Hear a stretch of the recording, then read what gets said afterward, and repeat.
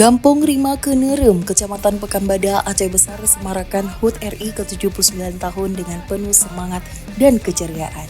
Seluruh rangkaian perlombaan disambut antusias oleh warga setempat.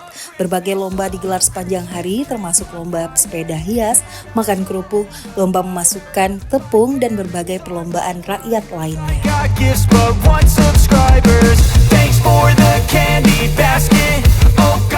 Kecik Rima Kenerem M. Yusuf Gulo menyatakan bahwa suksesnya kegiatan ini berkat kekompakan pemuda sebagai pelopor terdepan dan kebersamaan seluruh masyarakat Gampong Rima Kenerem.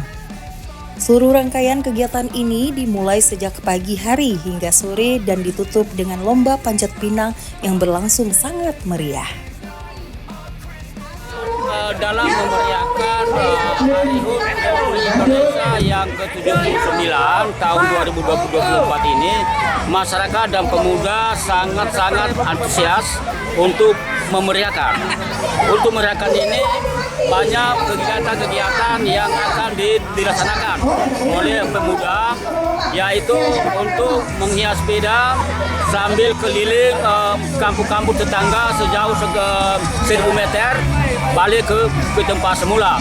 Dan ada juga makan kerupuk, dan ada juga membawa tepung untuk mengisi gelas. Siapa yang cepat penuh, dia nanti yang akan menerimanya.